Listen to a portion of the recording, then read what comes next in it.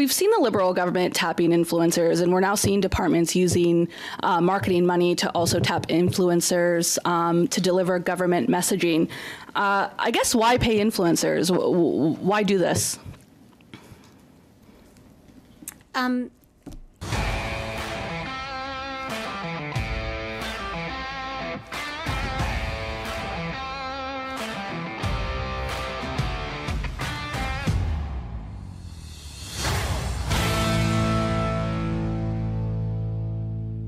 Welcome back to Northern Perspective, everyone. I'm Cypher. And I'm Fox.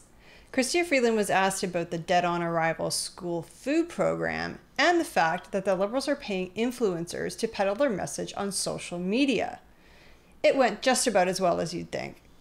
Let's take a look. Just looking ahead now to the summer as the House is rising this week. At the end of last summer, your party was trailing by about 14 points to the Conservatives, and now it's 20 points to the Conservatives. So quite that gap over the last year. And that's after this past year where you've announced some of these measures you've spoken about today, like dental care and pharmacare, like the national school food policy, like your housing-focused budget.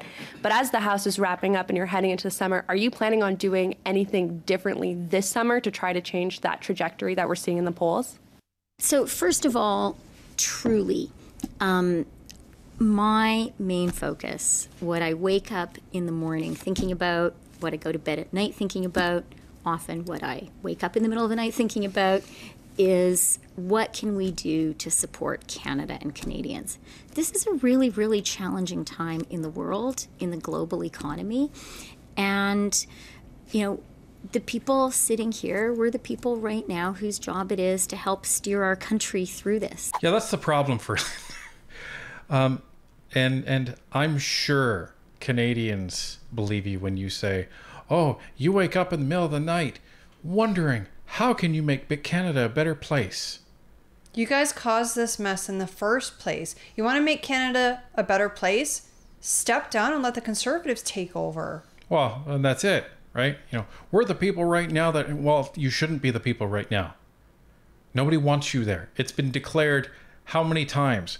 Look at the polls.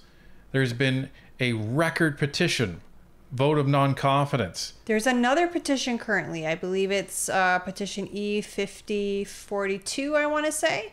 We'll put a link in the description. Make sure you go sign it. So nobody believes you, Freeland, that you're the one that's trying to make this a better place. You're just trying to finish this out, get your pension, and ride off into the world economic sunset. Help get Canadians through this. It's a really serious responsibility that we take really seriously. That's what I focus on.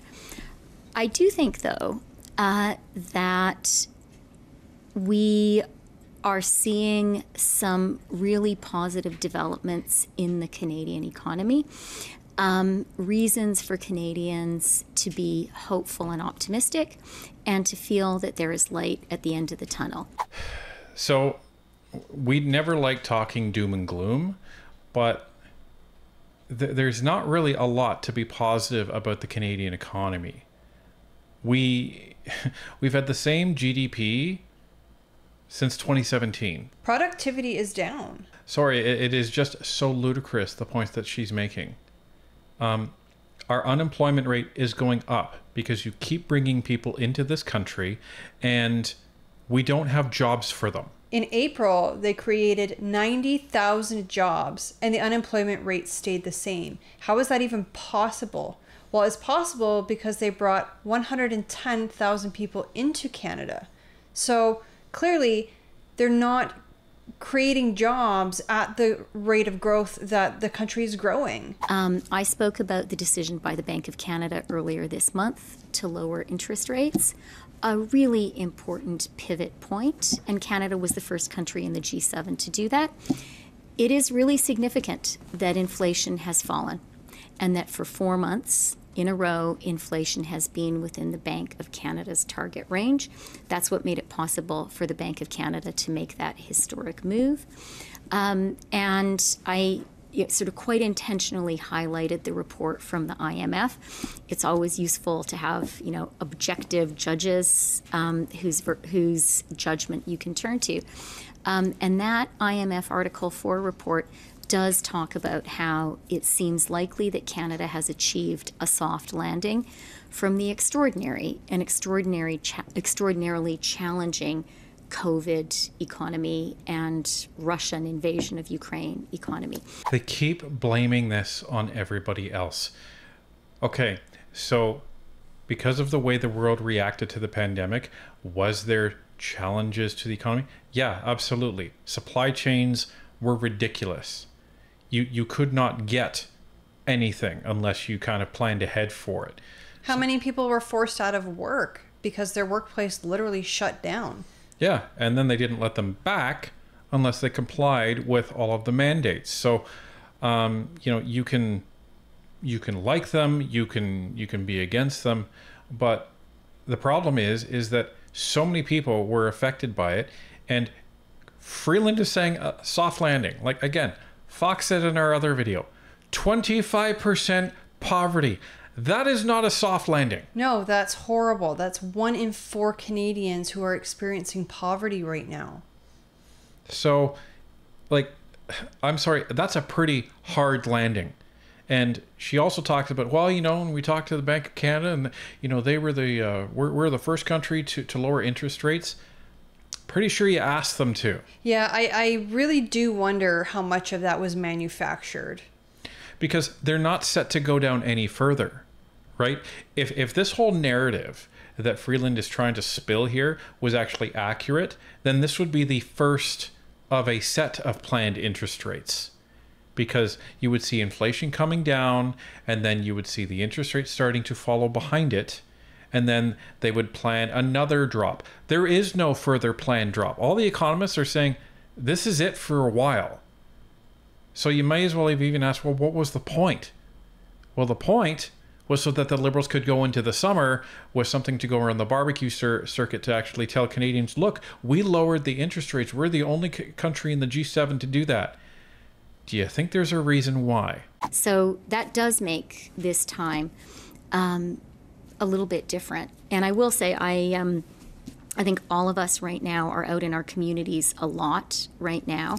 One of the things I did over the weekend was visit the Taste of Italy in Little Italy in my wonderful riding of University Rosedale. I talked to a lot of local businesses there, the leader of the local BIA, and Sam specifically said to me that he felt the interest rate move downward was giving the local businesses a lot more confidence and optimism, and he was just seeing at the street level that things were looking up. What? Are you serious? She's serious. Yeah. Honestly, that's all I have to say to that. Thank you. This question is for the Deputy Prime Minister. I'd honestly take answers from any of you up there. But we've seen the Liberal government tapping influencers, and we're now seeing departments using marketing money to also tap influencers to deliver government messaging. I guess why pay influencers? Why do this? I'm happy to offer a really general answer, which is it is really important for our government to be sure Canadians know what we are doing on their behalf. It is really important for Canadians to know the propaganda that we want them to know. That's the translation for that. Wouldn't you agree? and it's really important that we enlist people that we know are going to reliably convey an honest representation of that message. So the people that we've chosen to do that are influencers. And we have to pay them because nobody will do it of their own volition. Like, for the record, we are not influencers. For the record, we do this because we believe in it. I think we've shown that this week. Nobody pays us but YouTube, and the only funds that we get are from the generous Canadians that choose to do so. So other than those fine folks, nobody is giving us money. Independent. We are 100% independent. But I cannot believe, well, I guess I can, but it's just mind-boggling to me that they're paying these social media people to just put out propaganda. Like, it's just... Like I said, nobody's willing to do it on their behalf for free, so they have to bribe people. Right. Something's wrong with your message if you have to do that, Christia.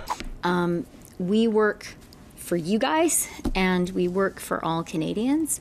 And the money that the Government of Canada invests is the money of Canadians. And so we are all really, really focused on talking to Canadians, on being out in person and talking to as many people as we can in person. As you guys know, I used to be a journalist. I still read 2 newspapers every day in print, and take pictures of the articles that I share with people.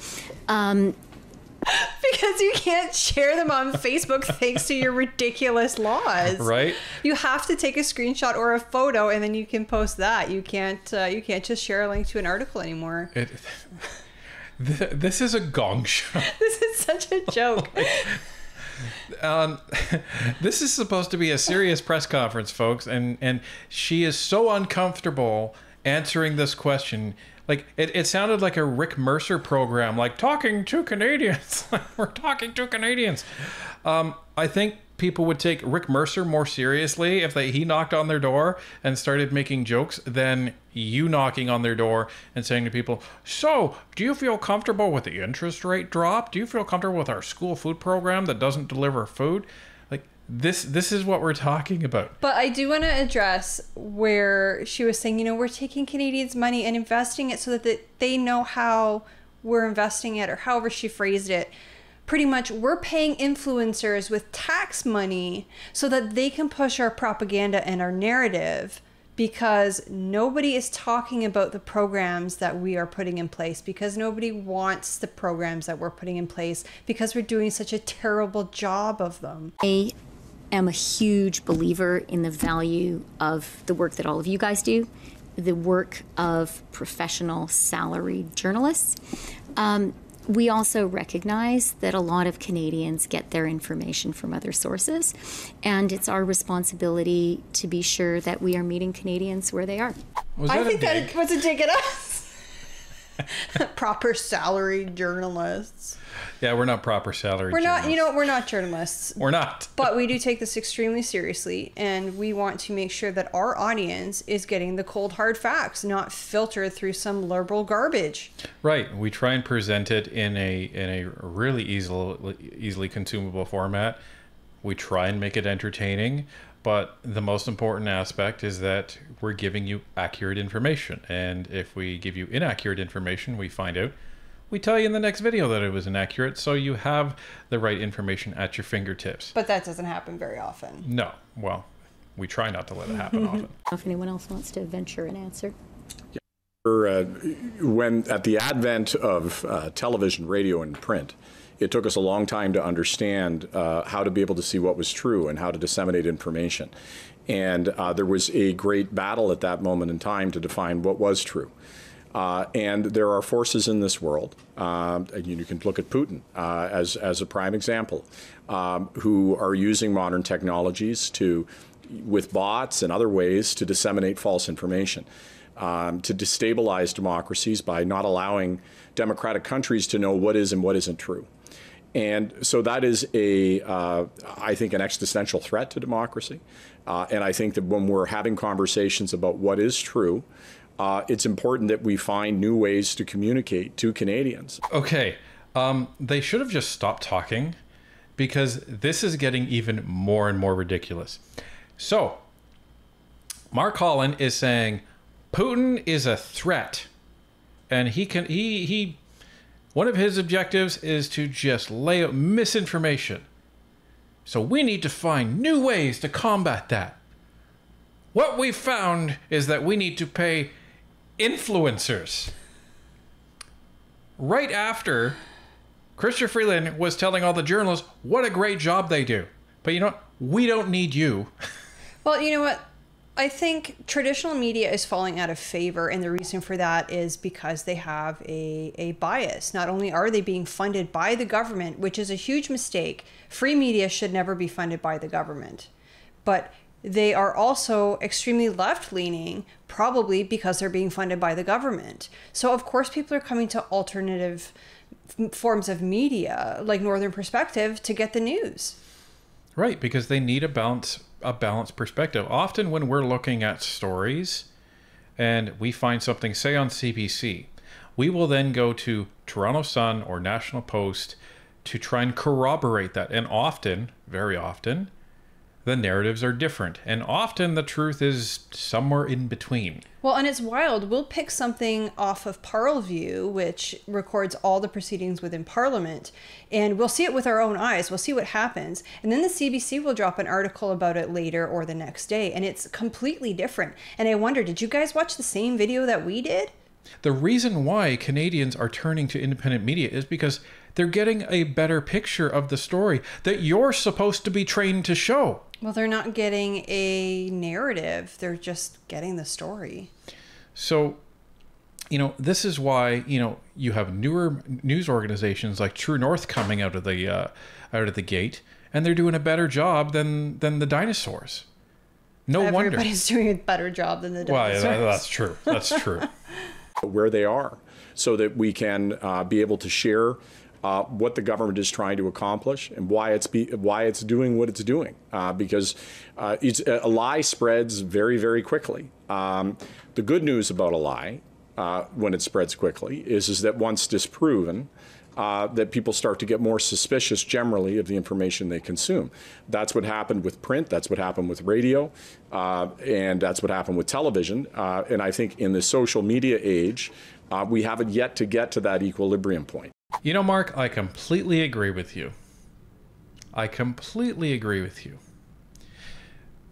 A lie told by mainstream media spreads very quickly. And once that lie is disproven, people begin not to trust it. Again, why do you think Canadians are turning away from mainstream media more and more? Look at Catherine Tate. She's oh so confused why the viewing numbers of the CBC are plummeting. And she blames it on, we're not getting enough funding. I guess the 1.6, 1.3, it changes like every day.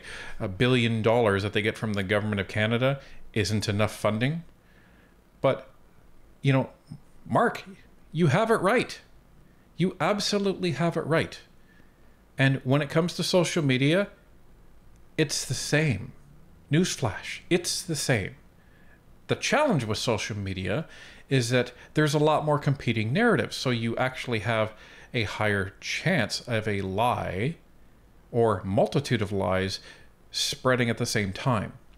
I think another problem is that we teach children to not to question authority, to trust authority. And government is an authority. You could argue that the press and the media are an authority, or an authority figure, if you will. And we teach children from a very young age not to question it. We need to teach critical thinking skills in schools. Well, and it's almost sad because people used to be able to trust the news, and you can't anymore. And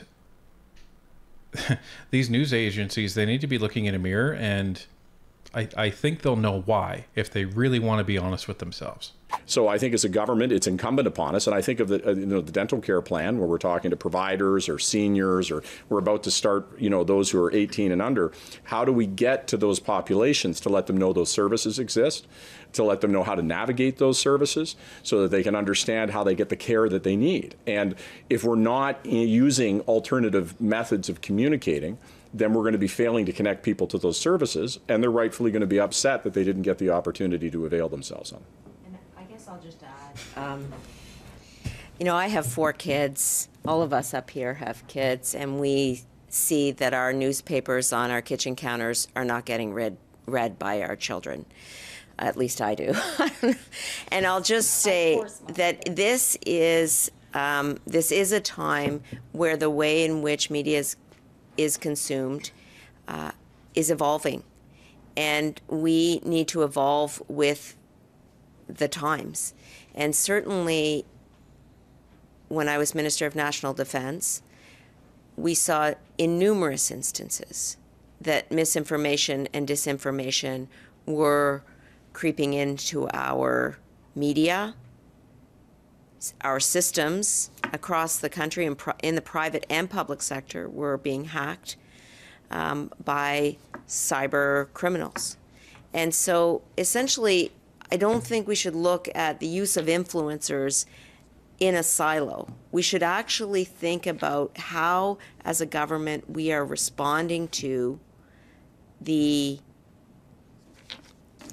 use of misinformation and disinformation to change the way in which people think. And in yesteryear,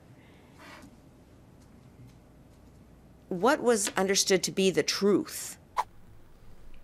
Did she just say that out loud? Yeah. Yeah. That's crazy. That's crazy that she said that. You know, the problem with the Liberals is that things that make them look bad are misinformation or disinformation. It doesn't matter how true it is. But these are the same guys who will bring incorrect or incomplete facts into the House of Commons during question period when they know Canadians are watching. And they will spew that misinformation and disinformation. And they think that they're doing the right thing. Yeah. And here's Anita saying, well, you know, we need to, you know, look how misinformation and disinformation works so we can change how Canadians think. Okay, so influencers are kind of like a celebrity endorsement. Kind of, not quite the same, but similar. So the government is essentially using celebrity endorsements to spread their message. So it's somebody that you like on YouTube, that you like on Instagram, and they're spreading this liberal message. Well, and there's kids that are actively saying to their parents, when I grow up, I want to be an influencer. Like, they actually consider them a job title. When, I don't know, I don't want to disparage influencers, but you don't do anything. All you do is you have a bunch of followers, and it seems like you tell them what to do. And then the followers go and do it because they trust you or well, and whatever. That's a key word right there, is trust. Like, I would never, ever want to abuse the trust of our audience because I think that's wrong. I don't understand how, you know, these influencers could have these politicians coming to them, or even the party, maybe not necessarily the politicians specifically, but the party coming to them and saying, we need you to spread this message and we're going to give you X amount of money to do it. Go do it. Yeah, and that's gross. And they're abusing the trust and not the independent analysis and independent research that Canadians may do on a particular policy or on a particular product. To, like, they're just abusing that, and they're just relying on Canadians just following the influencer like sheep. And notice how much time they're spending on this question. Yeah, that's a little suspicious too. This is like they're spending so much time talking about this because none of them know what to say because it's such a terrible idea.